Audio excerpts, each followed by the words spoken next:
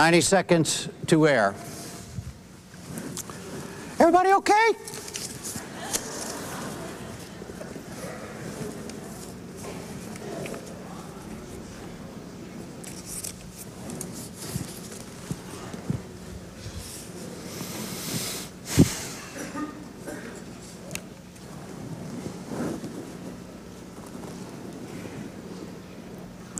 One minute.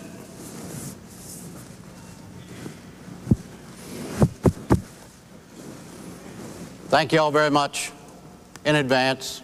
We're going to have a great debate.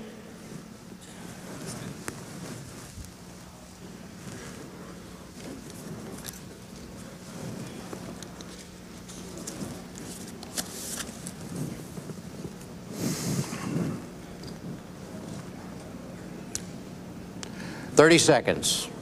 We are now gone to our mute mode.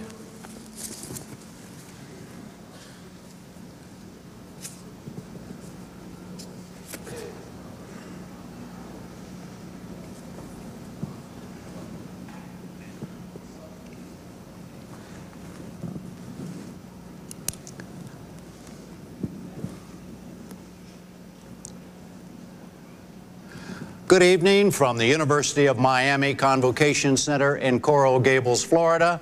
I'm Jim Lara of the NewsHour on PBS, and I welcome you to the first of the 2004 presidential debates between President George W. Bush, the Republican nominee, and Senator John Kerry, the Democratic nominee.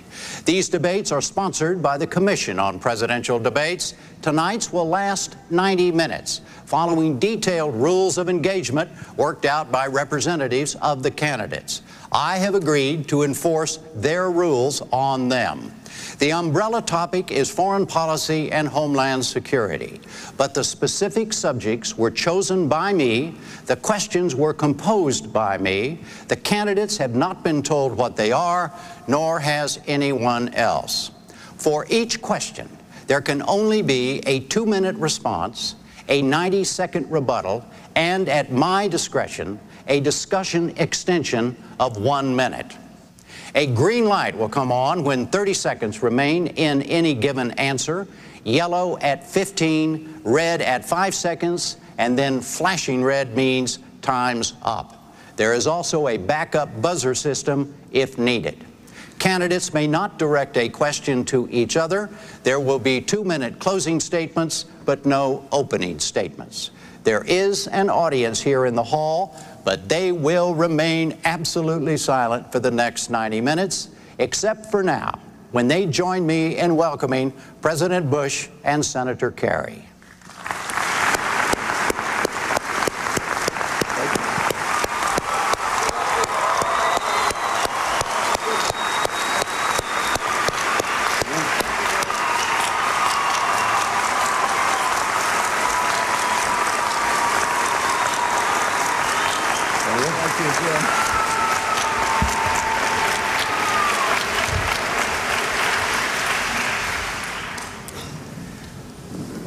Good evening, Mr. President, Senator Kerry. As determined by a coin toss, the first question goes to you, Senator Kerry. You have 2 minutes. Do you believe you could do a better job than President Bush in preventing another 9/11 type terrorist attack on the United States? Yes, I do. But before I answer further, let me thank you for moderating. I want to thank the University of Miami for hosting us, and I know the President will join me in welcoming all of Florida to this debate. You've been through the roughest weeks anybody could imagine. Our hearts go out to you, and we admire your pluck and perseverance.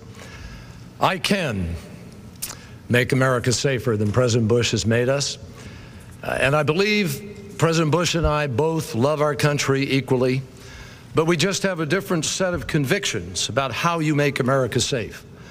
I believe America is safest and strongest when we are leading the world and when we are leading strong alliances. I'll never give a veto to any country over our security, but I also know how to lead those alliances. This president has left them in shatters across the globe, and we're now 90% of the casualties in Iraq and 90% of the costs. I think that's wrong, and I think we can do better. I have a better plan for Homeland Security.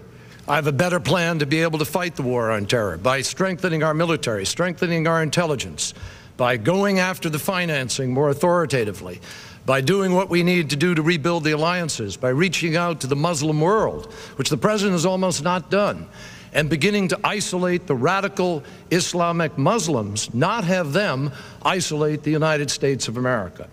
I know I can do a better job in Iraq, where I have a plan to have a summit with all of the allies, something this President has not yet achieved, not yet been able to do to bring people to the table. We can do a better job of training the Iraqi forces to defend themselves, and I know that we can do a better job of preparing for elections. All of these, and especially Homeland Security, which we'll talk about a little bit later. Mr. President, you have 90-second rebuttal. I too thank the University of Miami and say our prayers are with the good people of this state who've suffered a lot. September the 11th changed how America must look at the world.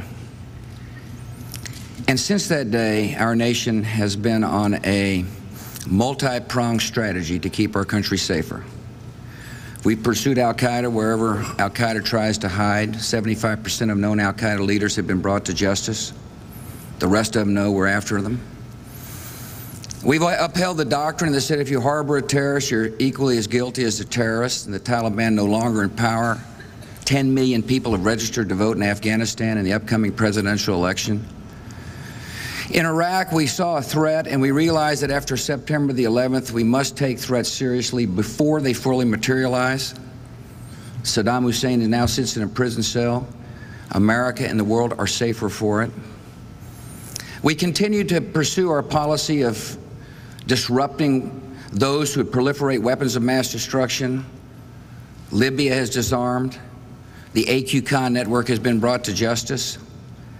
And as well, we're pursuing a strategy of freedom around the world, because I understand free nations will reject terror. Free nations will answer the hopes and aspirations of their people. Free nations will help us achieve the peace we all want. New question, Mr. President, 2 minutes. Do you believe the election of Senator Kerry on November the 2nd would increase the chances of the U.S. being hit by another 9/11 type terrorist attack? I don't believe it's going to happen. I believe I'm going to win because the American people know I know how to lead. I've shown the American people I know how to lead.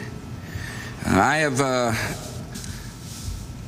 understand everybody in this country doesn't agree with the decisions I made, and I made some tough decisions.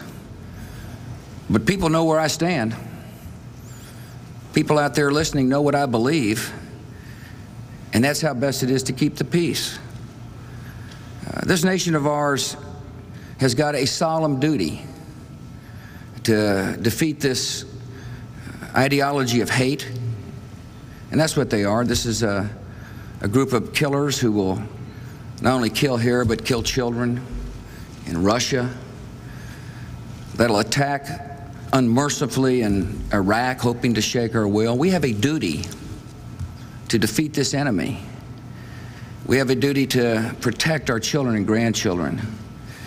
The best way to defeat them is to never waver, to be strong, to use every asset at our disposal. Is to constantly stay on the offensive, and at the same time spread liberty. And that's what our people are seeing now is happening in Afghanistan. 10 million citizens have registered to vote. It's a phenomenal statistic.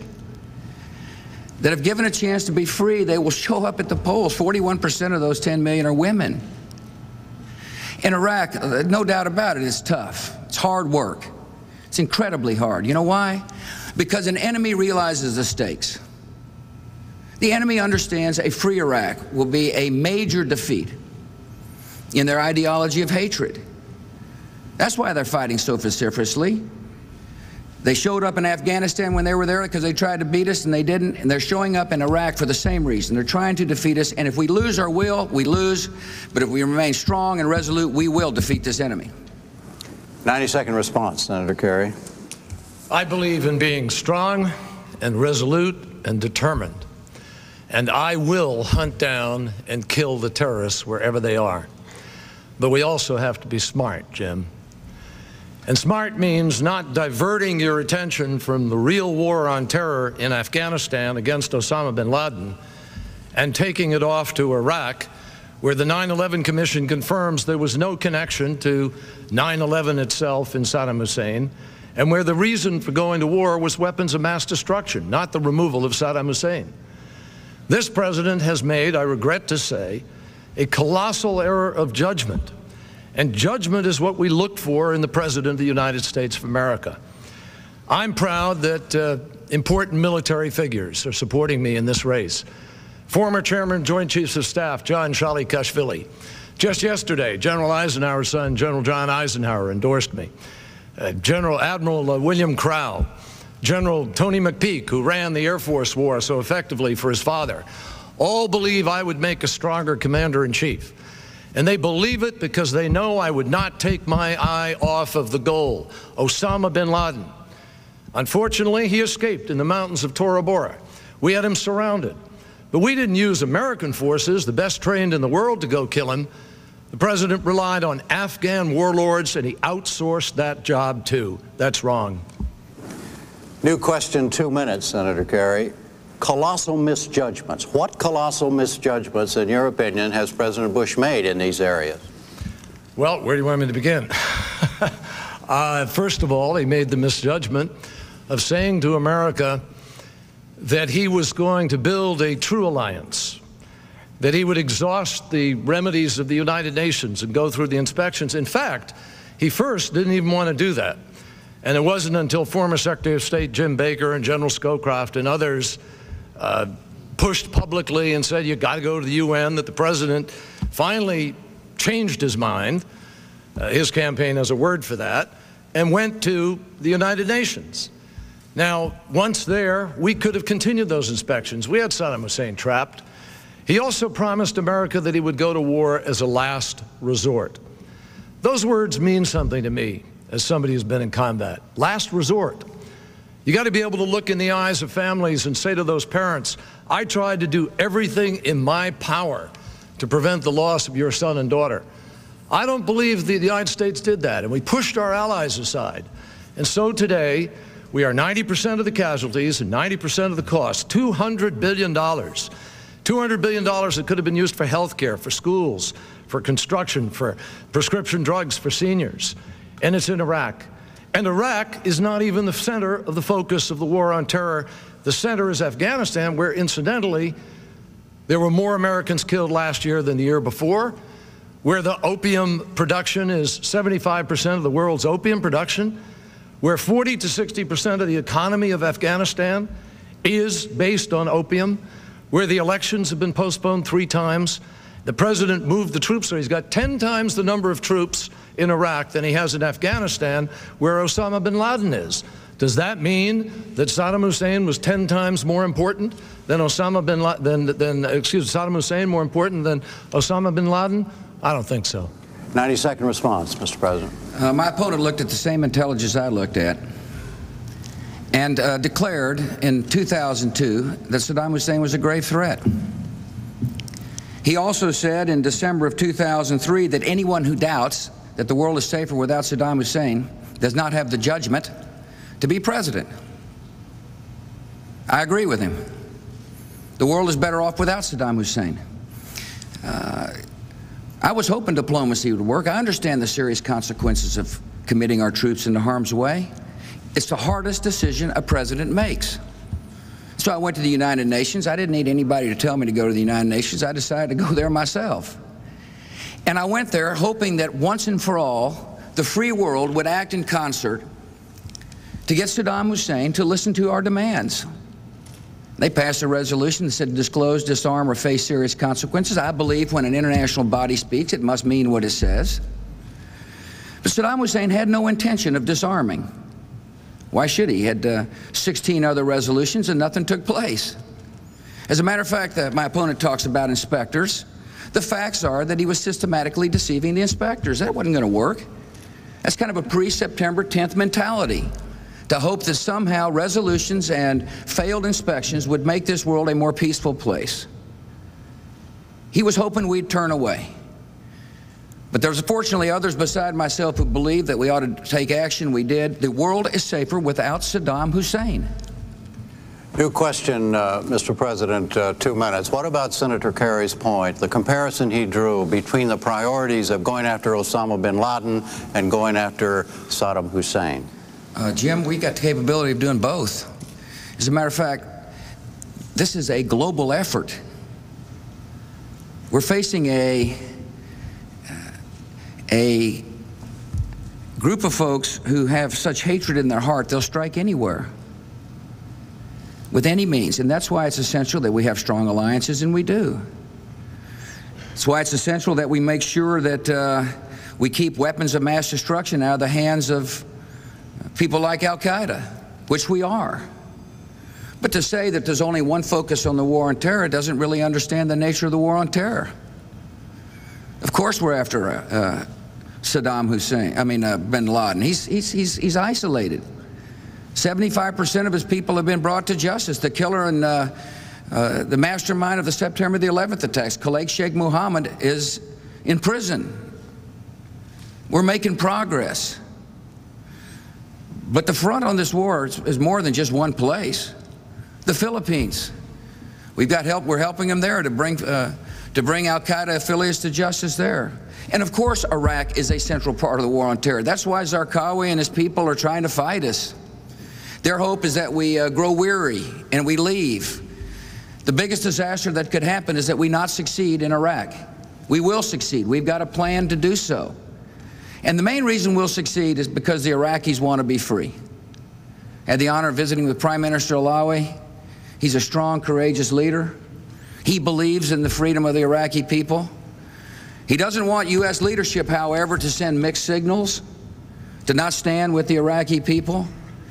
He believes, like I believe, that the Iraqis are ready to fight for their own freedom. They just need the help to be trained. There will be elections in January. We're spending reconstruction money. And our alliance is strong. That's the plan for victory. And when Iraq is free, America will be more secure. Senator Kerry, 90 seconds. The president just talked about Iraq as a center of the war on terror. Iraq was not even close to the center of the war on terror before the president invaded it. The president made the judgment to divert forces from under General Tommy Franks from Afghanistan before the Congress even approved it, to begin to prepare to go to war in Iraq. And he rushed to war in Iraq without a plan to win the peace. Now, that is not the judgment that a president of the United States ought to make. You don't take America to war unless you have a plan to win the peace. You don't send troops to war without the body armor that they need. I've met kids in Ohio, parents in Wisconsin places, Iowa, where they're going out on the internet to get the state-of-the-art body gear to send to their kids. Some of them got them for birthday present. I think that's wrong. Humvees, 10,000 out of 12,000 Humvees that are over there aren't armored. And you go visit some of those kids in the hospitals today who are maimed because they don't have the armament. This president I don't know if he sees what's really happening on there. But it's getting worse by the day. More soldiers killed in June than before, more in July than June, more in August than July, more in September than in August. And now we see beheadings, and we got weapons of mass destruction crossing the border every single day, and they're blowing people up. And we don't have enough troops there. Hey, Can I respond? Let's do one of these one-minute extensions. You have 30 seconds. Thank you, sir. First of all, what my opponent wants you to forget is that he voted to authorize the use of force and now says it's the wrong war at the wrong time at the wrong place. I don't see how you can lead this country to succeed in Iraq if you say wrong war, wrong time, wrong place. What message does that send our troops? What message does that send our allies? What message does that send the Iraqis? No, the way to win this is to be steadfast and resolved and to follow through on the plan that I've just outlined. 30 seconds. Yes, we have to be steadfast and resolved, and I am. And I will succeed for those troops now that we're there. We have to succeed. We can't leave a failed Iraq. But that doesn't mean it wasn't a mistake of judgment to go there and take the focus off of Osama bin Laden. It was. Now we can succeed, but I don't believe this president can. I think we need a president who has the credibility to bring the allies back to the table and to do what's necessary to make it so America isn't doing this alone. We'll come back to Iraq in a moment, but I want to come back to where I began on Homeland Security. This is a 2-minute new question, Senator Kerry. As president, what would you do specifically, in addition to or differently, to increase the Homeland Security of the United States and what President Bush is doing? Jim, let me tell you exactly what I'll do. And there are a long list of things. First of all, what kind of mixed message does it send when you've got $500 million going over to Iraq to put police officers in the streets of Iraq, and the president is cutting the COPS program in America? What kind of message does it send to be sending money to open firehouses in Iraq, but we're shutting firehouses who are the first responders here in America? The president hasn't put one nickel, not one nickel, into the effort to fix some of our tunnels and bridges and most exposed subway systems. That's why they had to close down the subway in New York when the Republican convention was there. We haven't done the work that ought to be done. The president, 95% of the containers that come into the ports right here in Florida are not inspected. Civilians get onto aircraft and their luggage is x-rayed, but the cargo hold is not x-rayed. Does that make you feel safer in America? This president thought it was more important to give the wealthiest people in America a tax cut rather than invest in Homeland Security. Those aren't my values. I believe in protecting America first.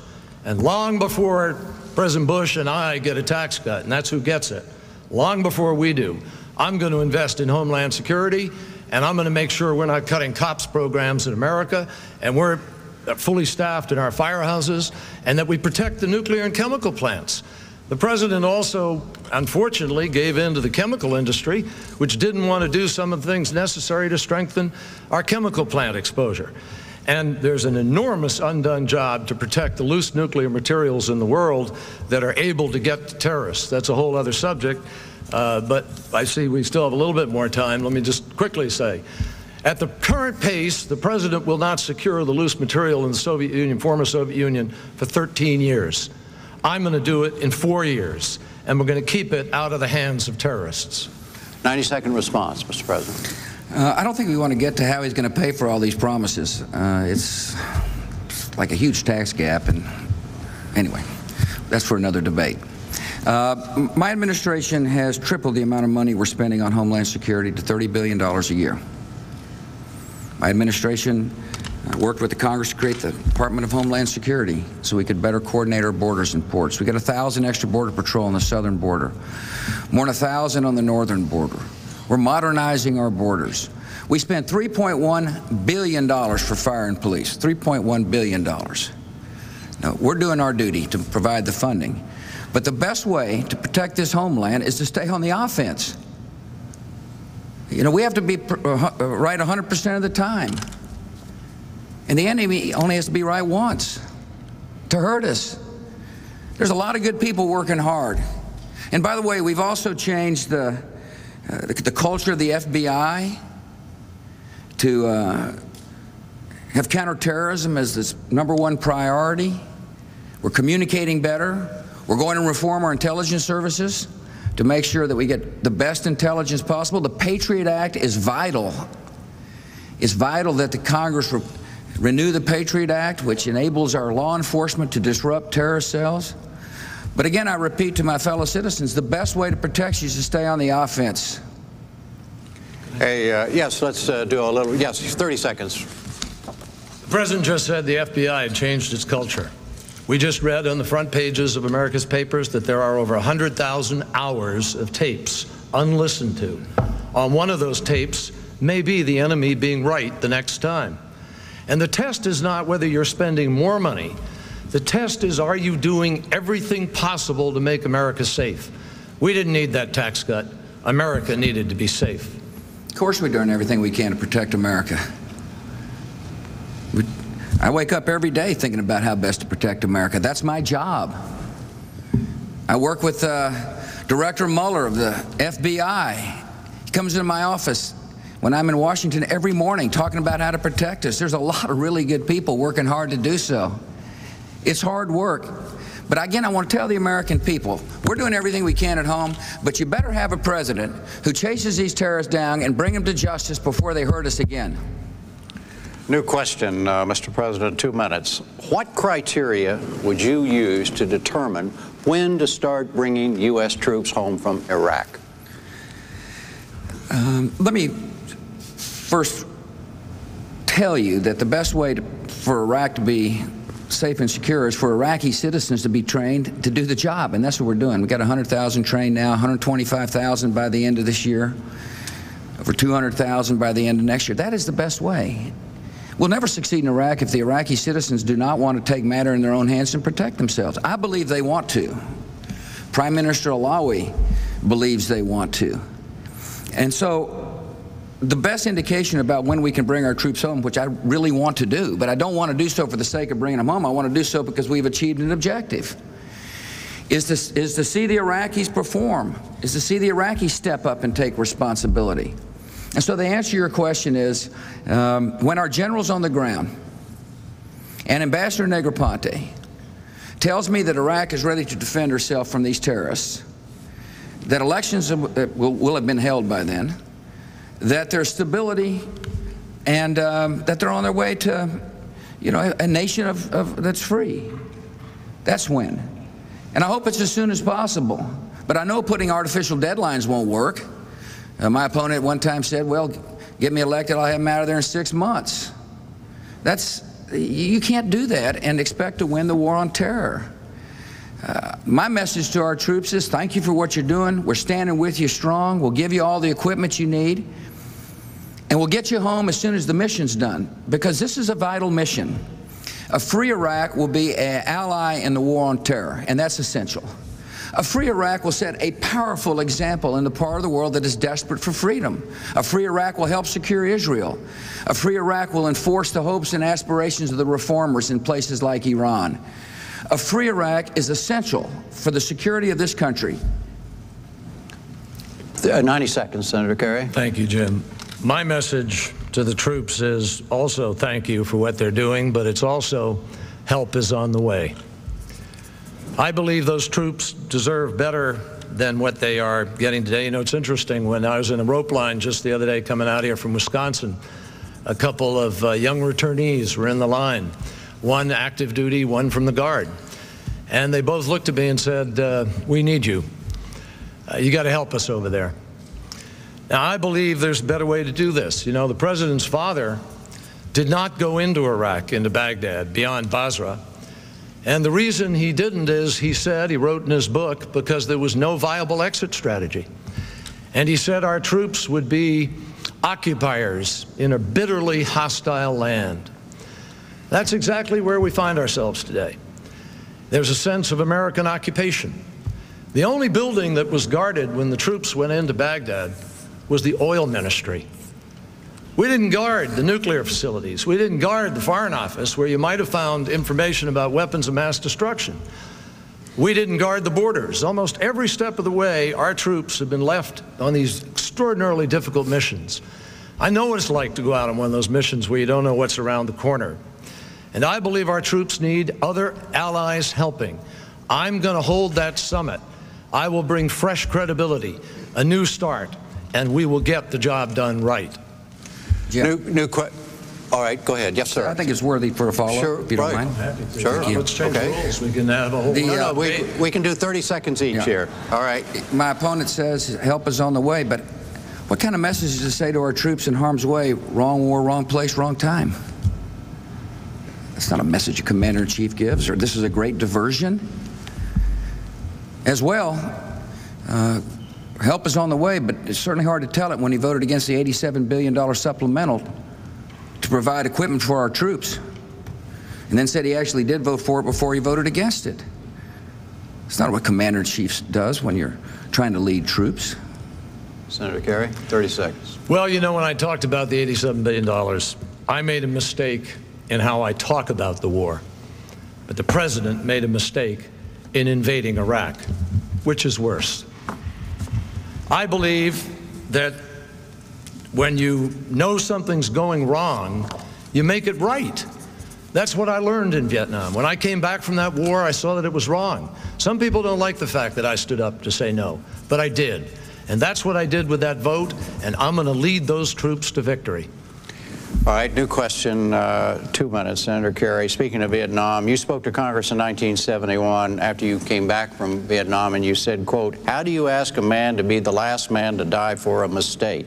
Are Americans now dying in Iraq for a mistake? No, and they don't have to, providing we have the leadership that I'm offering.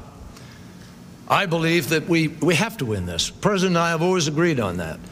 And from the beginning, I did vote to give the authority because I thought Saddam Hussein was a threat, and I did accept that intelligence.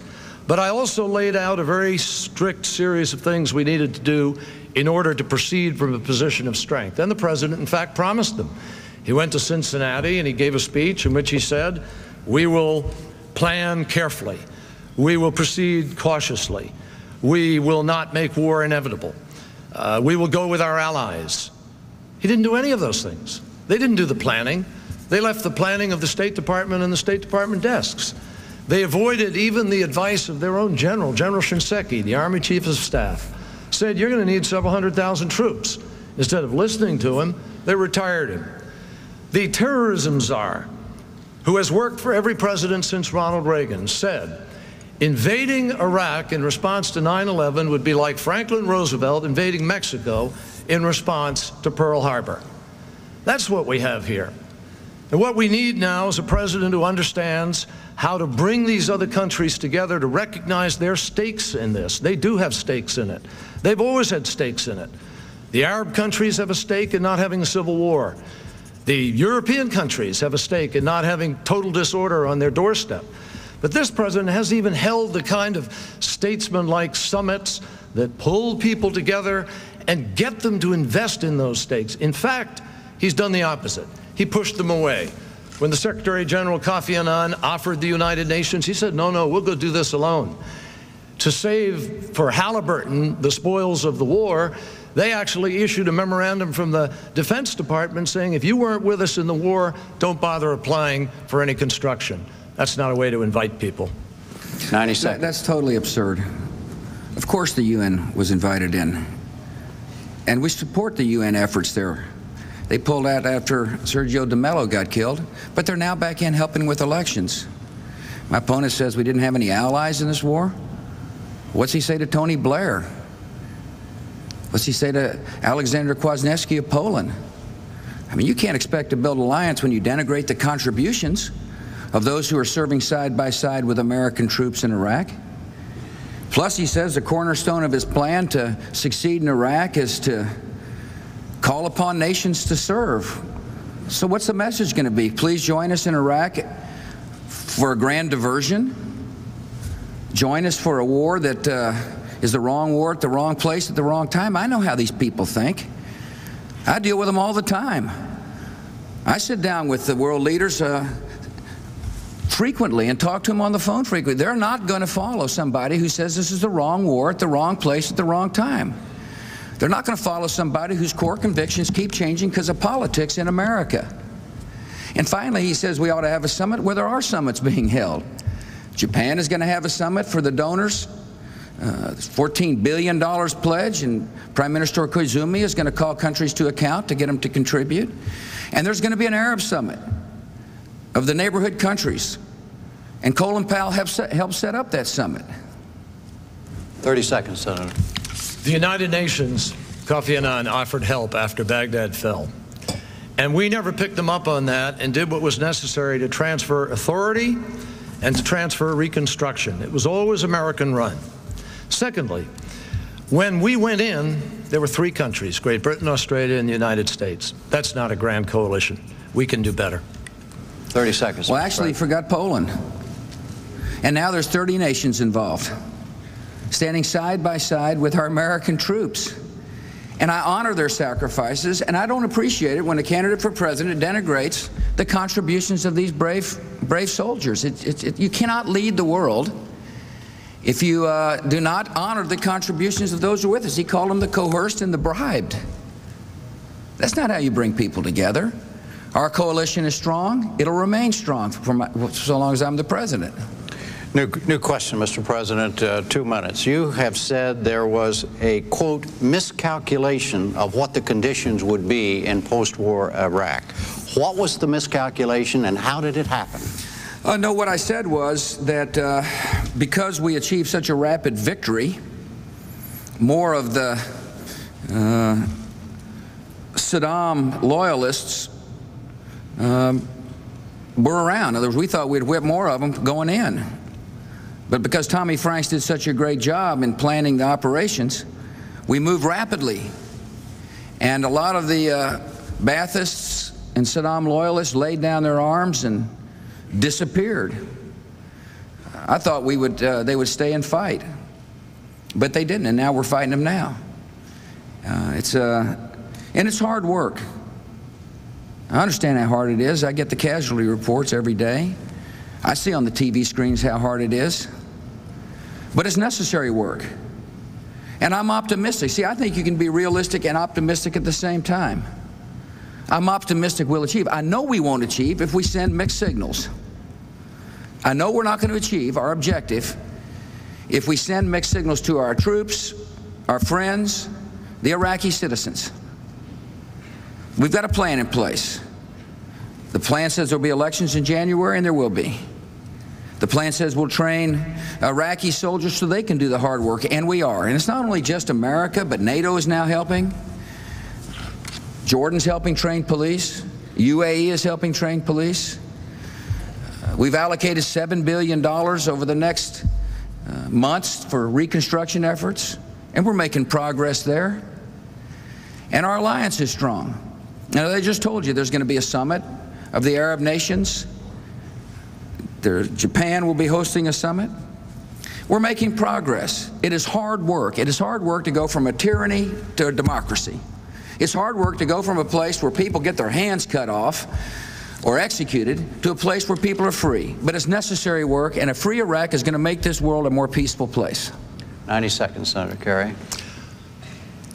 What I think troubles a lot of people in our country is that the president has just sort of described one kind of mistake.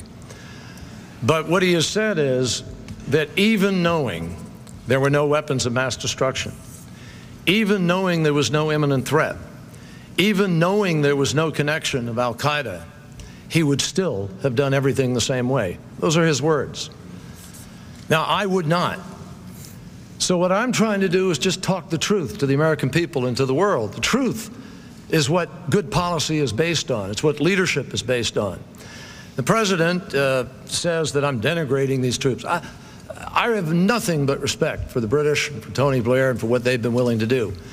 But you can't tell me that when the most troops any other country has on the ground is Great Britain with 8,300, and below that the four others are below 4,000, and below that there isn't anybody out of the hundreds, that we have a genuine coalition to get this job done.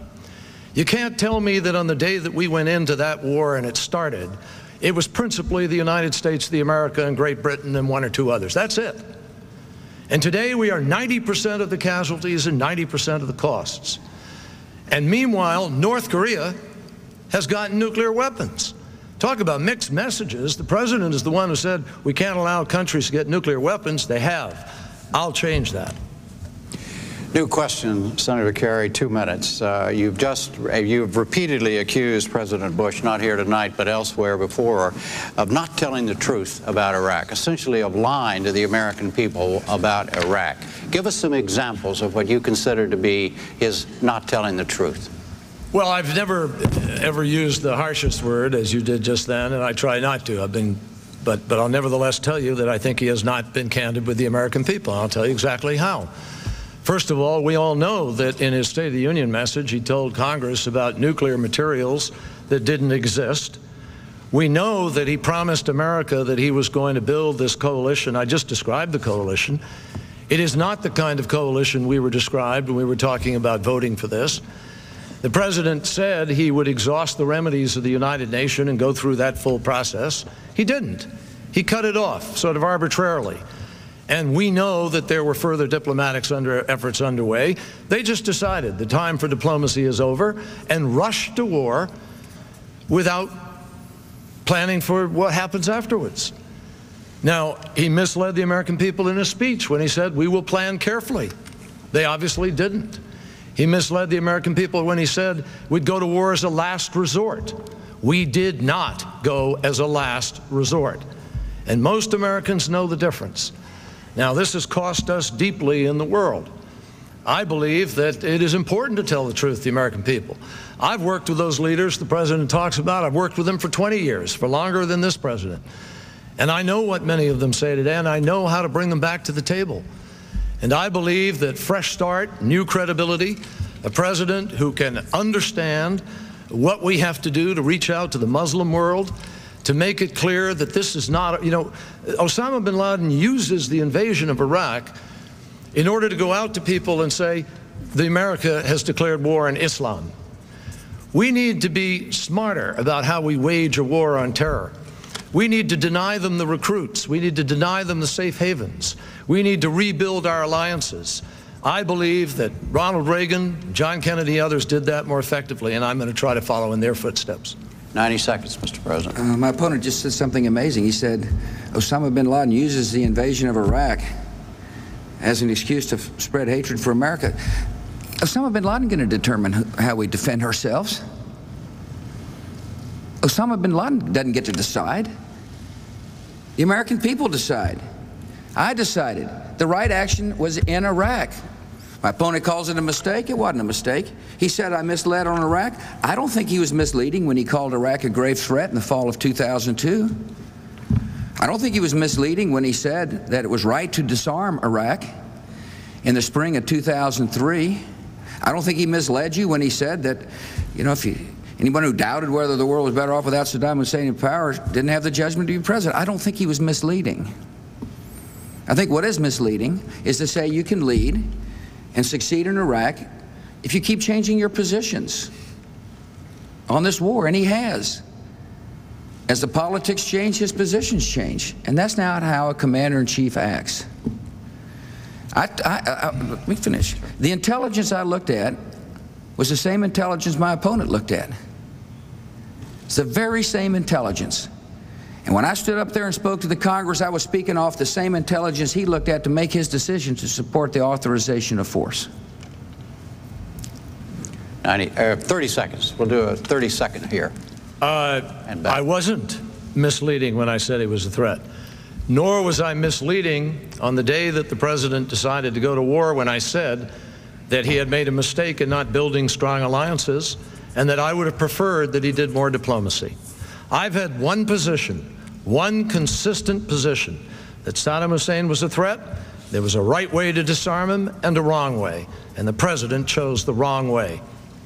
30 seconds, Mr. President. The only thing consistent about my opponent's position is that he's been inconsistent. He changes positions. And you cannot change positions in this war on terror if you expect to win. And I expect to win. It's necessary we win. We're being challenged like never before, and we have a duty to our country and to future generations of America to achieve a free Iraq, a free Afghanistan, and to rid the world of weapons of mass destruction. New question, Mr. President, 2 minutes. Has the war in Iraq been worth the cost in American lives? 1,052 as of today. No, every life is precious. Every life matters. The hardest part of the job is to know that I committed the troops in harm's way and then do the best I can to provide comfort for the loved ones who lost a son or a daughter or a husband and wife. And I think about Missy Johnson's a fantastic young lady I met in Charlotte, North Carolina. She and her son Brian, they came to see me. Her husband PJ got killed. He'd been in Afghanistan, went to Iraq. It's hard work to try to love her as best as I can, knowing full well that the decision I made caused her loved one to be in harm's way. I told her after we prayed and teared up and laughed some that I thought her husband's sacrifice was noble and worthy, because I understand the stakes of this war on terror. I understand that we must find al-Qaeda wherever they hide. We must deal with threats before they fully materialize, and Saddam Hussein was a threat. And that we must spread liberty, because in the long run, the way to defeat hatred and tyranny and oppression is to spread freedom. Missy understood that. That's what she told me her husband understood. So you say, was it worth it? It wasn't. Every life is precious. That's what distinguishes us from the enemy. Everybody matters. But I think it's worth it, Jim.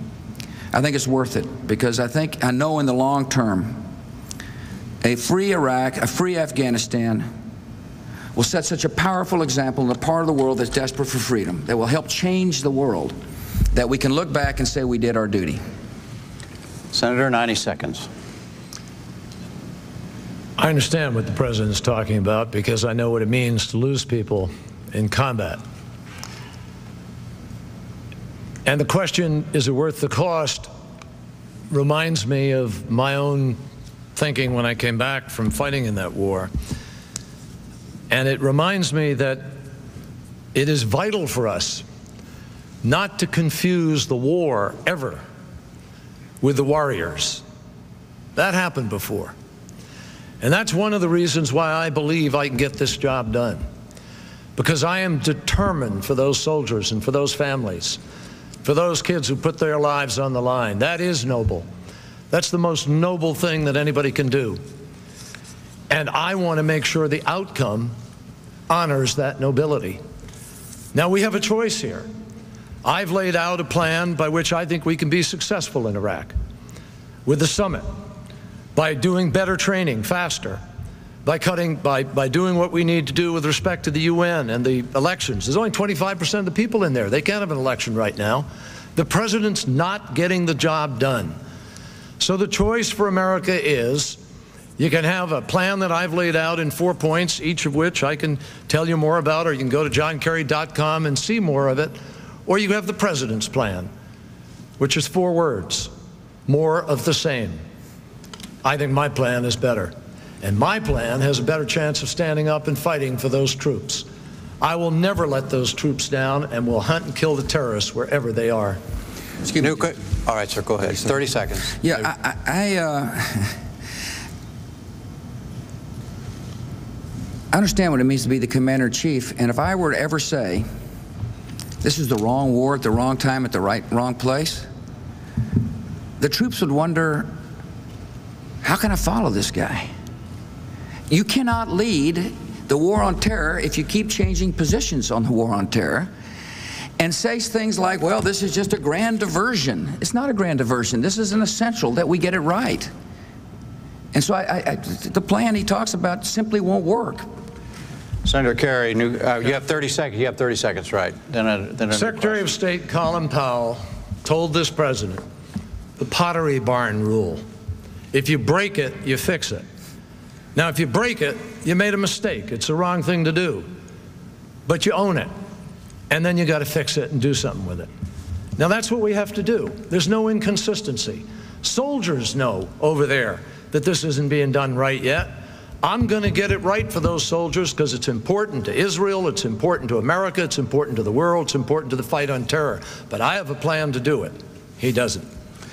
Speaking of your plan, new question, Senator Kerry, 2 minutes.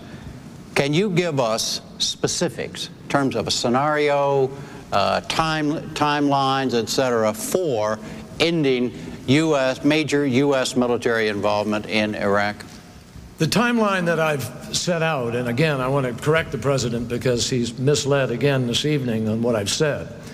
I didn't say I would bring troops out in 6 months. I said, if we do the things that I've set out and we are successful, we could begin to draw the troops down in 6 months. And I think a critical component of success in Iraq is being able to convince the Iraqis and the Arab world that the United States doesn't have long-term designs on it.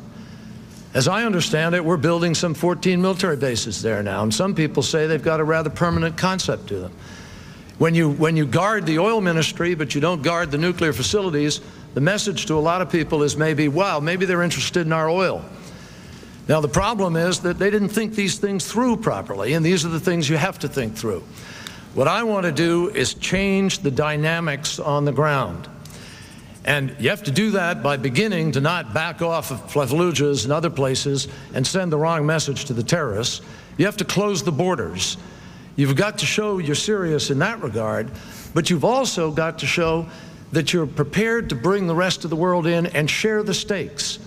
I will make a flat statement. The United States of America has no long-term designs on staying in Iraq.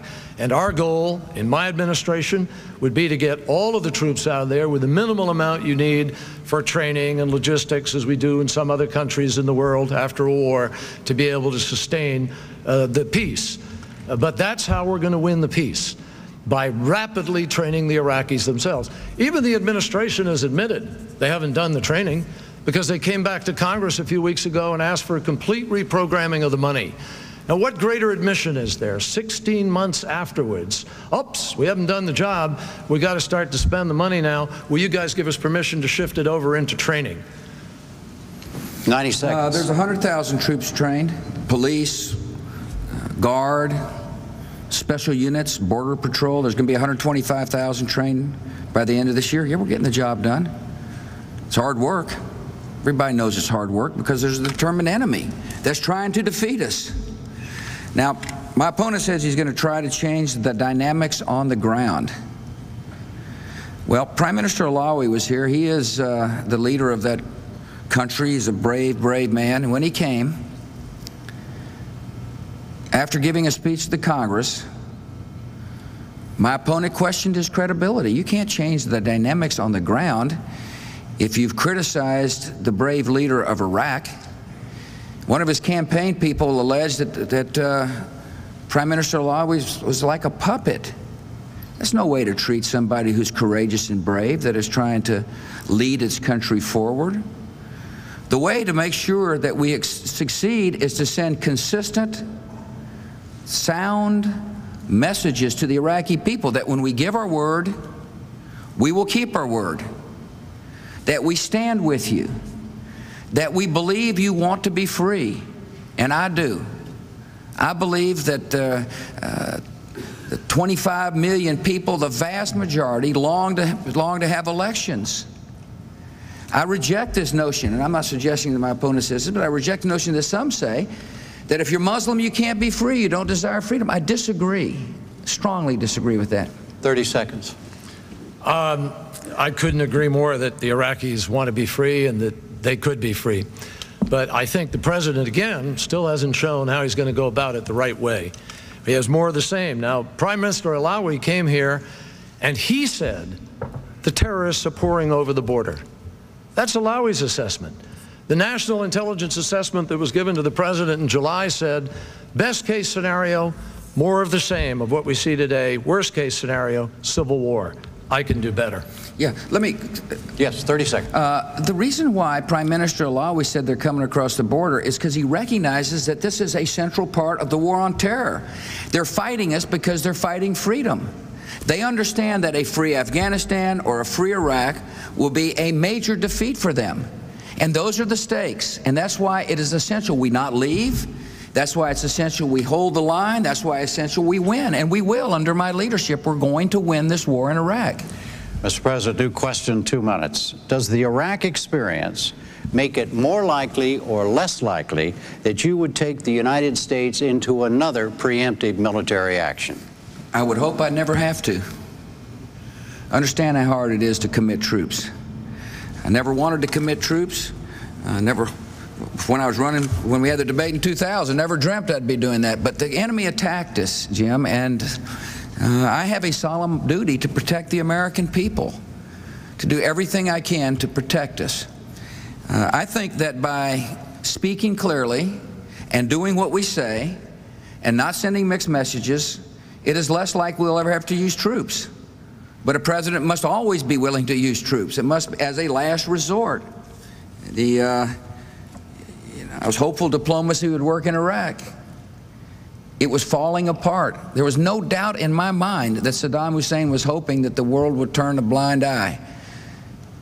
And if he had been in power, in other words, we had said, let's let the inspectors work, or let's, hope to talk him out, maybe that 18th resolution would work, he'd have been stronger and tougher, and the world would have been a lot worse off. There's just no doubt in my mind. We would rue the day had Saddam Hussein been in power. So we use diplomacy every chance we get, believe me. And I would hope to never have to use force. But by speaking clearly and sending messages that we mean what we say, we've affected the world in a positive way. Look at Libya. Libya was a threat. Libya is now peacefully dismantling its weapons programs. Libya understood that America and others will enforce doctrine, and the world is better for it. So to answer your question, I would hope we never have to. I think by acting firmly and decisively, it's less likely we have to use force. Senator Kerry, 90 seconds. Jim, the president just said something extraordinarily revealing and frankly, very important in this debate. In answer to your question about Iraq and sending people into Iraq, he just said, the enemy attacked us. Saddam Hussein didn't attack us. Osama bin Laden attacked us. Al-Qaeda attacked us. And when we had Osama bin Laden cornered in the mountains of Tora Bora, 1,000 of his cohorts with him in those mountains, with the American military forces nearby and in the field, we didn't use the best trained troops in the world to go kill the world's #1 criminal and terrorist. They outsourced the job to Afghan warlords who only a week earlier had been on the other side fighting against us, neither of whom trusted each other. That's the enemy that attacked us. That's the enemy that was allowed to walk out of those mountains. That's the enemy that is now in 60 countries with stronger recruits. He also said Saddam Hussein would have been stronger. That is just factually incorrect. 2/3 of the country was a no-fly zone when we started this war. We would have had sanctions. We would have had the UN inspectors. Saddam Hussein would have been continually weakening. If the president had shown the patience to go through another round of resolution, to sit down with those leaders, say, what do you need? What do you need now? How much more will it take to get you to join us? We'd be in a stronger place today. First, listen, of course I know Osama bin Laden attacked us. I know that. And secondly, to think that another round of resolutions would have caused Saddam Hussein to disarm, disclose, is ludicrous in my judgment. It just shows a significant difference of opinion. We tried diplomacy. We did our best.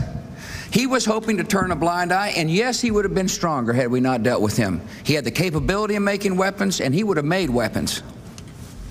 30 seconds, Senator. 35 to 40 countries in the world had a greater capability of making weapons at the moment the president invaded than Saddam Hussein. And while he's been diverted with 9 out of 10 active duty divisions of our Army either going to Iraq, coming back from Iraq, or getting ready to go, North Korea's got nuclear weapons and the world is more dangerous. Iran is moving towards nuclear weapons and the world is more dangerous. Darfur has a genocide. The world is more dangerous. I'd have made a better choice. New question, 2 minutes, Senator Kerry. What is your position on the whole concept of preemptive war? President always has the right and always has had the right for preemptive strike. That was a great doctrine throughout the Cold War. And it was always one of the things we argued about with respect to arms control. No president through all of American history has ever ceded, and nor would I, the right to preempt in any way necessary to protect the United States of America. But if and when you do it, Jim, you've got to do it in a way that passes the test, that passes the global test, where your countrymen, your people, understand fully why you're doing what you're doing, and you can prove to the world that you did it for legitimate reasons. Here we have our own Secretary of State who's had to apologize to the world for the presentation he made to the United Nations. I mean, we can remember when President Kennedy in the Cuban Missile Crisis sent his Secretary of State to Paris to meet with de Gaulle. And in the middle of the discussion to tell them about the missiles in Cuba, he said, here, let me show you the photos. And de Gaulle waved him off and said, no, no, no, no. The word of the President of the United States is good enough for me. How many leaders in the world today would respond to us as a result of what we've done in that way. So what is at test here is the credibility of the United States of America and how we lead the world. Iran and Iraq are now more dangerous. Iran and North Korea are now more dangerous. Now, whether preemption is ultimately what has to happen or not, I don't know yet. But I'll tell you this, as president, I'll never take my eye off that ball. I've been fighting for proliferation the entire time, anti-proliferation the entire time I've been in the Congress. And we've watched this president actually turn away from some of the treaties that were on the table. You don't help yourself with other nations when you turn away from the global warming treaty, for instance, or when you refuse to deal at length with the United Nations. You have to earn that respect. And I think we have a lot of earning back to do. 90 seconds.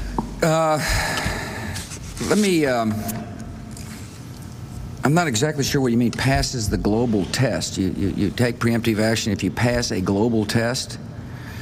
My attitude is you take preemptive action in order to protect the American people, that you act in order to make this country secure. My opponent talks about me not signing certain treaties. Let me tell you one thing I didn't sign, and I think it shows a difference of our opinion. The difference of opinions, and that is I wouldn't criminal court. This is a body based in The Hague where unaccountable judges and prosecutors could pull our troops or diplomats up for trial, and I wouldn't join it. I understand that in certain capitals of around the world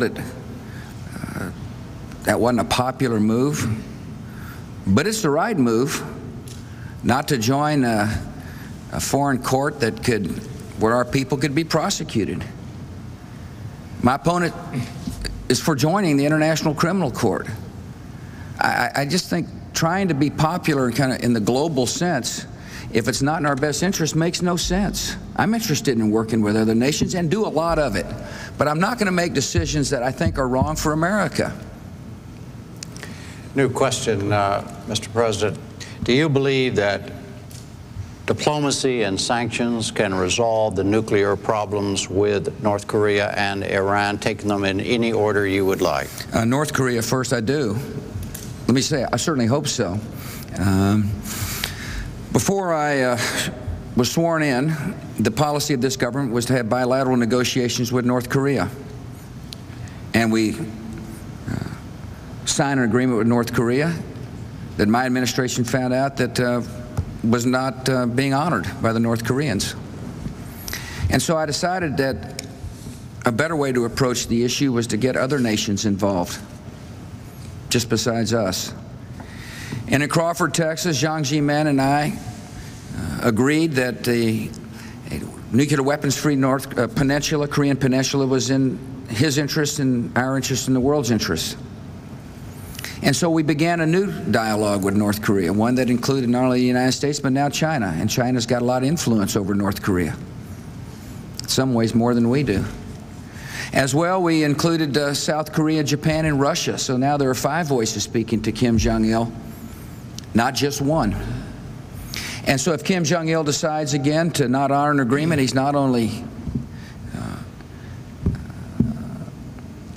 doing injustice to America, he'd be doing injustice to China as well. And I think this will work. It's not going to work if we open up a dialogue with Kim Jong-il. That's what he wants. He wants to unravel the 6-party talks, or the five-nation coalition that's sending him a clear message. On Iran, I hope we can do the same thing.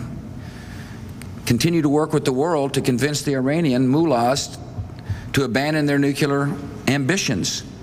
We've worked very closely with the foreign ministers of France, Germany, and Great Britain, who have been the folks delivering the message to the mullahs that if you expect to be part of the world and nations, get rid of your nuclear programs. The IAEA is involved. There's a special protocol recently been passed that allows for instant inspections. I hope we can do it, and we've got a good strategy. Senator Kerry, 90 seconds. With respect to Iran, the British, French, and Germans were the ones who initiated an effort, without the United States, regrettably, to begin to try to move to curb the nuclear possibilities in Iran. I believe we could have done better. I think the United States should have offered the opportunity to provide the nuclear fuel, test them, see whether or not they were actually looking for it for peaceful purposes. If they weren't willing to work a deal, then we could have put sanctions together. The president did nothing. With respect to North Korea, the real story. We had inspectors and television cameras in the nuclear reactor in North Korea. Secretary Bill Perry negotiated that under President Clinton. And we knew where the fuel rods were, and we knew the limits on their nuclear power. Colin Powell, our Secretary of State, announced one day that we were going to continue the dialogue and work with the North Koreans. The president reversed him publicly while the president of South Korea was here. And the president of South Korea went back to South Korea bewildered and embarrassed because it went against his policy. And for 2 years, this administration didn't talk at all to North Korea. While they didn't talk at all, the fuel rods came out, the inspectors were kicked out, the television cameras were kicked out, and today there are 4 to 7 nuclear weapons in the hands of North Korea. That happened on this president's watch.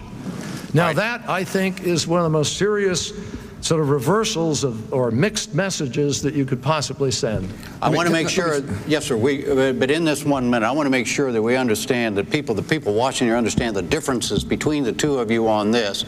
You want to continue the multinational talks, right, correct? And you're willing to do it. I want bilateral talks which put all of the issues from the armistice of 1952, the economic issues, the human rights issues, the artillery disposal issues, the DMZ issues, and the nuclear issues on the table. And you're opposed to that, right? The minute we have bilateral talks, the six-party talks will unwind. It's exactly what Kim Jong-il wants. And by the way, the breach on the agreement was not through plutonium. The breach on the agreement is highly enriched uranium. That's what we caught him doing. That's where he was breaking the agreement. Secondly, he said that my opponent said he worked to put sanctions on Iran. We've already sanctioned Iran. We can't sanction them anymore. There are sanctions in place on Iran. And finally, we were a party to the convincing, to working with Germany, France, and Great Britain to send their foreign ministers into Iran. New question, 2 minutes. Senator Kerry, you mentioned Darfur, the Darfur region of Sudan. 50,000 people have already died in that area. More than 1 million are homeless. It has been labeled an act of ongoing genocide, yet neither one of you or anyone else connected with your campaigns or your administration that I can find has discussed the possibility of sending in troops. Why not? Well, I'll tell you exactly why not, but I first want to say something about those sanctions on Iran. Only the United States put the sanctions on alone, and that's exactly what I'm talking about. In order for the sanctions to be effective, we should have been working with the British, French, and Germans and other countries, and that's the difference between the president and me. And there, again, he sort of slid by the question. Now, with respect to Darfur, yes, it is a genocide. And months ago, many of us were pressing for action.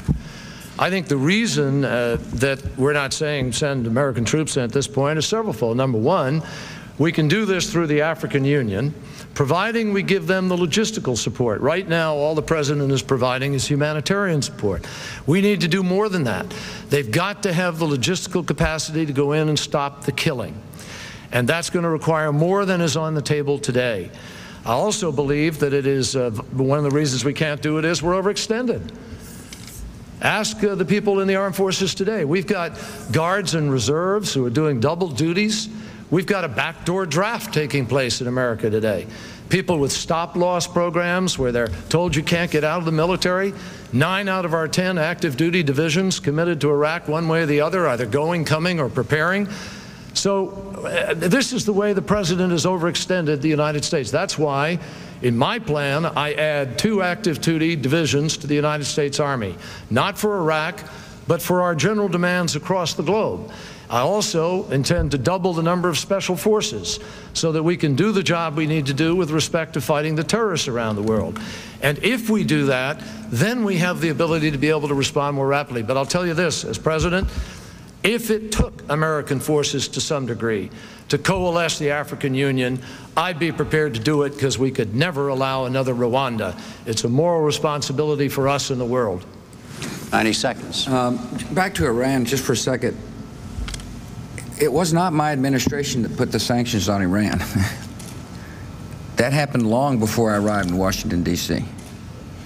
In terms of Darfur,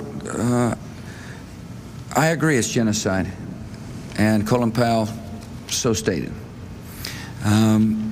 We have committed $200 million worth of aid. We're the leading donor in the world to help the suffering people there.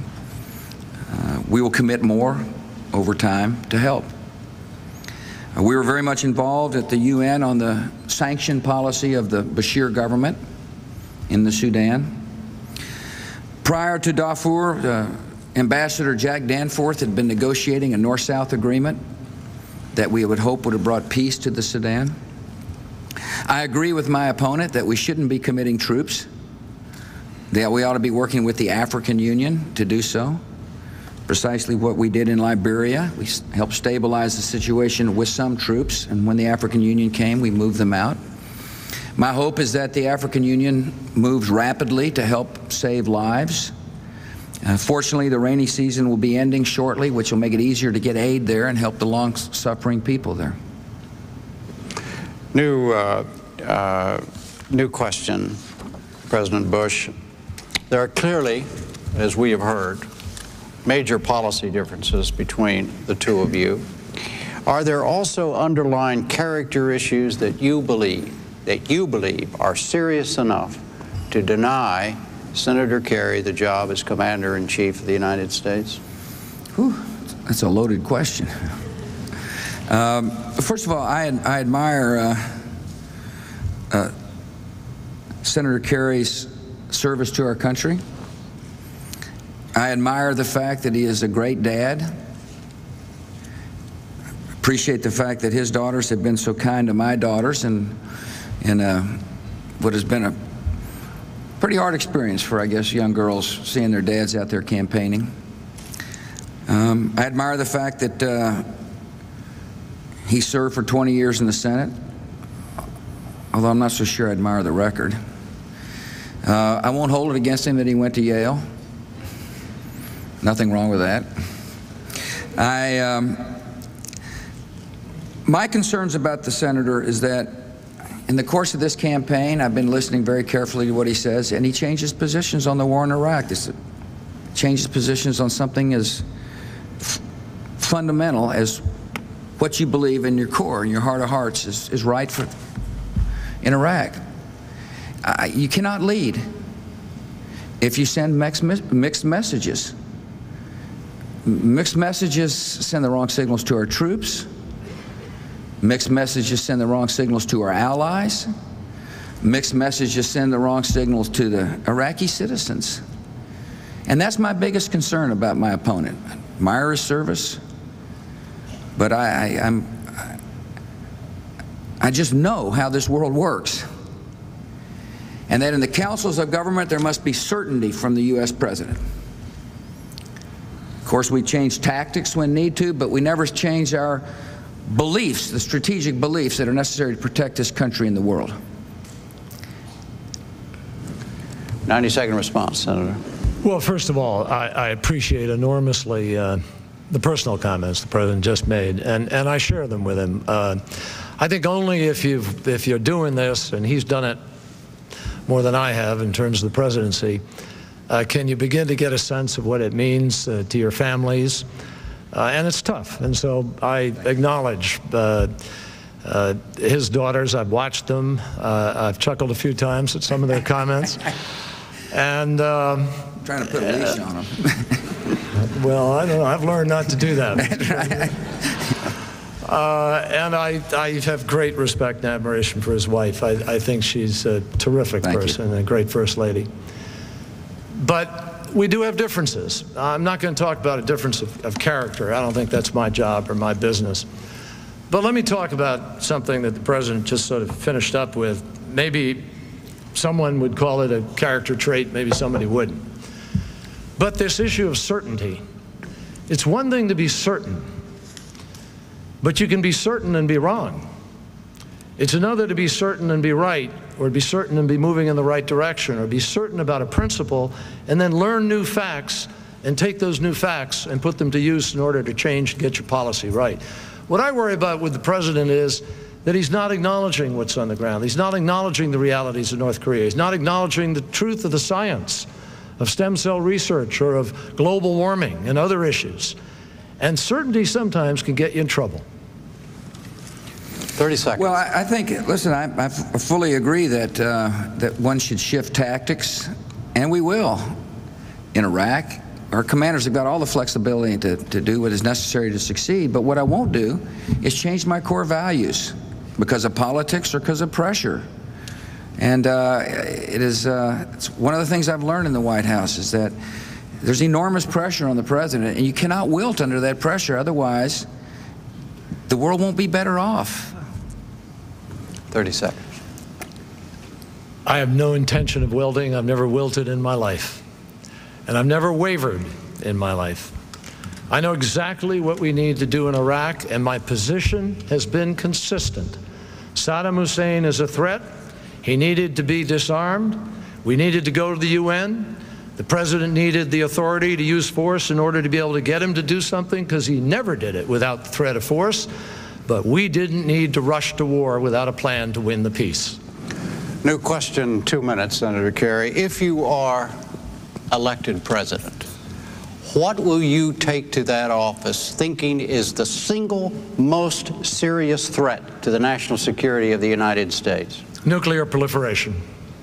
Nuclear proliferation. There's some 600 plus tons of unsecured materials still in the former Soviet Union and Russia. At the rate that the president is currently securing that, it'll take 13 years to get it. I did a lot of work on this. I wrote a book about it several years ago, maybe 6 or 7 years ago, called The New War, which saw the difficulties of this international criminal network. And back then, we intercepted a suitcase in a Middle Eastern country with nuclear materials in it, and the black market sale price was about $250 million. Now, there are terrorists trying to get their hands on that stuff today. And this president, I regret to say, has secured less nuclear material in the last 2 years since 9/11 than we did in the 2 years preceding 9/11. We have to do this job. And to do the job, you can't cut the money for it. The president actually cut the money for it. You have to put the money into it and the funding and the leadership. And part of that leadership is sending the right message to places like North Korea. Right now, the president is spending hundreds of millions of dollars to research bunker-busting nuclear weapons. The United States is pursuing a new set of nuclear weapons. It doesn't make sense. You talk about mixed messages. We're telling other people, you can't have nuclear weapons, but we're pursuing a new nuclear weapon that we might even contemplate using. Not this president. I'm going to shut that program down, and we're going to make it clear to the world we're serious about containing nuclear proliferation. And we're going to get the job of containing all of that nuclear material in Russia done in 4 years. And we're going to build the strongest international network to prevent nuclear proliferation. This is the scale of what President Kennedy set out to do with the Nuclear Test Ban Treaty. It's our generation's equivalent, and I intend to get it done. 90 seconds, Mr. President. Actually, we've increased funding for dealing with nuclear proliferation, about 35% since I've been the president. Secondly, we've set up what's called the, well, first of all, I agree with my opponent that the biggest threat facing this country is weapons of mass destruction in the hands of a terrorist network. And that's why we've put proliferation as one of the centerpieces of a multi-pronged strategy to make the country safer. My administration started what's called the Proliferation Security Initiative. Over 60 nations involved with disrupting the transshipment of information and/or weapons of mass destruction materials, and we've been effective. We busted the AQCON network. This was a proliferator out of Pakistan that was selling secrets to places like North Korea and Libya. We convinced Libya to disarm. It's an essential part of dealing with weapons of mass destruction and proliferation. I'll tell you another way to help protect America in the long run is to continue with missile defenses. And we've got a robust research and development program that has been ongoing during my administration. We'll be implementing a missile defense system relatively quickly. And that is another way to help deal with the threats that we face in the 21st century. My opponent is opposed to the missile defenses. just for this 1 minute discussion here, is it just for the whatever seconds it takes? So it's correct to say that if somebody's listening to this, that both of you agree, if you're reelected, Mr. President, and if you are elected, the single most serious threat you believe, both of you believe, is nuclear proliferation. I do, in the hands of a terrorist enemy. Weapons of mass destruction, nuclear proliferation. But again, the test of the difference between us, the president's had 4 years to try to do something about it, and North Korea's got more weapons. Iran is moving towards weapons. And at his pace, it'll take 13 years to secure those weapons in Russia. I'm going to do it in 4 years, and I'm going to immediately set out to have bilateral talks with North Korea. Your response to that? Again, I can't tell you how big a mistake I think that is, to have bilateral talks with North Korea. It's precisely what Kim Jong-il wants. It'll cause the six-party talks to evaporate. It means that China no longer is involved in convincing, along with us, for Kim Jong-il to get rid of his weapons. It's a big mistake to do that. We must have China's leverage on Kim Jong-il besides ourselves. And if you enter bilateral talks, they'll be happy to walk away from the table. I don't think that'll work. All right, Mr. President, this is the last question, and 2 minutes. It's a new subject, new question, and it has to do with President Putin and Russia. Did you misjudge him, or do you feel that what he is doing in the name of anti-terrorism by changing some democratic processes is okay? No, I don't think it's okay, and said so publicly. I think that there needs to be checks and balances in a democracy, and made that very clear, that by consolidating power in a central government, he's sending a signal to the Western world and the United States that perhaps he doesn't believe in checks and balances, and I've told him that. He's also a strong ally in the war on terror. He is, listen, they went through a horrible situation in Beslan where these terrorists gunned down young school kids. That's the nature of the enemy, by the way. That's why we need to be firm and resolve in bringing them to justice. It's precisely what Vladimir Putin understands as well. I've got a good relation with Vladimir, and it's important that we do have a good relation, because that enables me to better comment to him and better to discuss with him some of the decisions he made. I found that in this world that it's important to establish good personal relationship with people, so that when you have disagreements, you're able to disagree in a way that is effective. And so I've told him my opinion. I look forward to discussing it more with him as time goes on. Russia is a country in transition. Vladimir is going to have to make some hard choices, and I think it's very important for the American president, as well as other Western leaders, to remind him of the great benefits of democracy. That democracy will best help the people realize their hopes and aspirations and dreams. And I will continue working with him over the next 4 years. 90 seconds, Senator Kerry. Well, let me just say quickly that I've had an extraordinary experience of watching up close and personal that transition in Russia, because I was there right after the transformation, and I was probably one of the first senators, along with Senator Bob Smith of New Hampshire, former senator, to go down into the KGB underneath Treblinka Square and see reams of files with names in them. And it sort of brought home the transition to democracy that Russia was trying to make. I regret what's happened in these past months, and I think it goes beyond just the response to terror. Mr. Putin now controls all the television stations. His political opposition is being put in jail. And I think it's very important for the United States, obviously, to have a working relationship that is good. This is a very important country to us, and we want a partnership. But we always have to stand up for democracy. As George Will said the other day, freedom on the march, not in Russia right now. Now, I'd like to come back for a quick moment, if I can, to that issue about China and the talks, because that's one of the most critical issues here, North Korea. Just because the president says it can't be done, that you'd lose China, doesn't mean it can't be done. I mean, this is the president who said there were weapons of mass destruction, said mission accomplished, said we could fight the war on the cheap, none of which were true. We can have bilateral talks with Kim Jong-il, and we can get those weapons at the same time as we get China, because China has an interest in the outcome, too. 30 seconds, Mr. President. You know my opinion on North Korea. I can't say any more plainly. Why do you use the word truth again? Pardon me? You're talking about the truth of the matter. Use the word truth again. Did that raise any hackles with you? Oh, I'm a pretty calm guy. I mean, okay.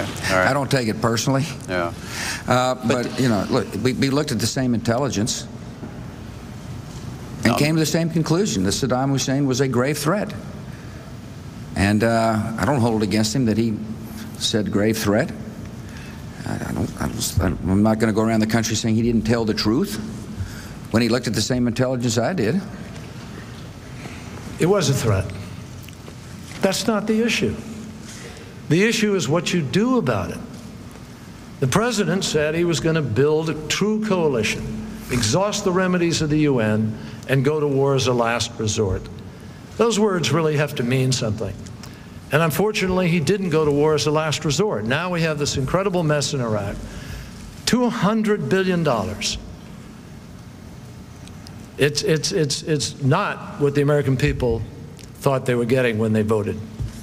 All right, that brings us to closing statements, and again, as determined by a coin toss, Senator Kerry, you go first, and you have 2 minutes. Thank you, Jim, very much. Thank you very much to the university again. Thank you, Mr. President. My fellow Americans, as I said at the very beginning of this debate, both President Bush and I love this country very much. There's no doubt, I think, about that. But we have a different set of convictions about how we make our country stronger here at home and respected again in the world. I know that for many of you sitting at home, parents of kids in Iraq, you want to know who's the person who could be a commander-in-chief who can get your kids home and get the job done and win the peace. And for all the rest of the parents in America who are wondering about their kids going to a school or anywhere else in the world, what kind of world they're going to grow up in, let me look you in the eye and say to you, I defended this country as a young man in war, and I will defend it as President of the United States. But I have a difference with this president. I believe we're strongest when we reach out and lead the world and build strong alliances. I have a plan for Iraq. I believe we can be successful. I'm not talking about leaving. I'm talking about winning. And we need a fresh start, a new credibility, a president who can bring allies to our side. I also have a plan to win the war on terror, funding homeland security, strengthening our military, cutting off finances, reaching out to the world, again, building strong alliances. I believe America's best days are ahead of us because I believe that the future belongs to freedom, not to fear. That's the country that I'm going to fight for. And I ask you to give me the opportunity to make you proud. I ask you to give me the opportunity to lead this great nation so that we can be stronger here at home, respected again in the world, and have responsible leadership that we deserve. Thank you, and God bless America. Mr. President, 2 minutes. Thank you very much tonight, Jim. Thank you, Senator. If America shows uncertainty or weakness, in this decade, the world will drift toward tragedy. That's not going to happen so long as I'm your president. The next 4 years, we will continue to strengthen our homeland defenses. We will strengthen our intelligence gathering services. We will reform our military. The military will be an all-volunteer army. We will continue to stay on the offense. We will fight the terrorists around the world so we do not have to face them here at home. We'll continue to build our alliances. I'll never turn over America's national security needs to leaders of other countries as we continue to build those alliances. And we'll continue to spread freedom. I believe in the transformational power of liberty. I believe that a free Iraq is in this nation's interests. I believe a free Afghanistan is in this nation's interest, and I believe both a free Afghanistan and a free Iraq will serve as a powerful example for millions who plead in silence for liberty in the broader Middle East.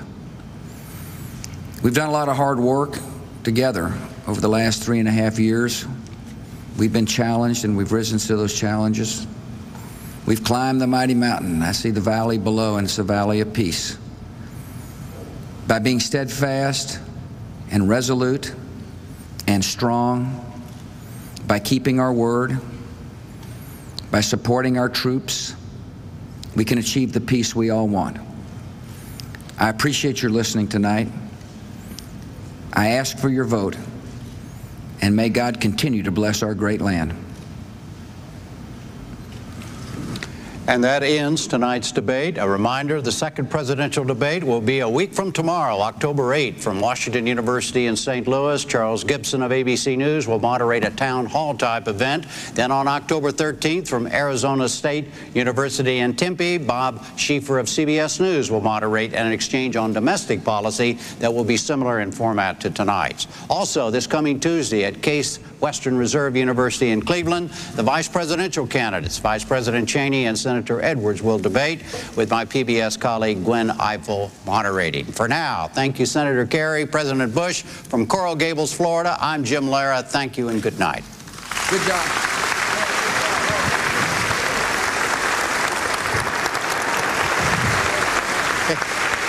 I wish you were here for the other two. Well, You did a great job. thank you. Thank you. Thank you. Thank you.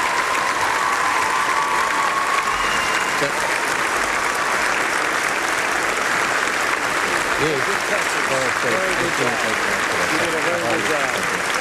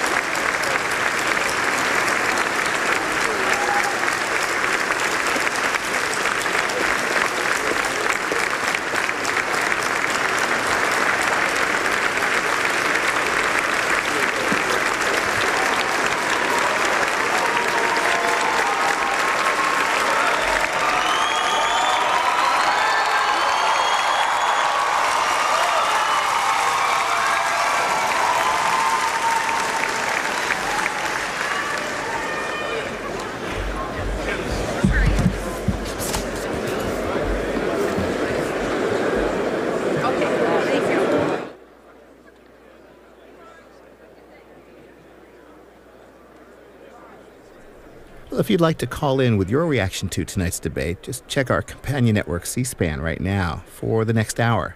And meanwhile, here on C-SPAN 2, we'll move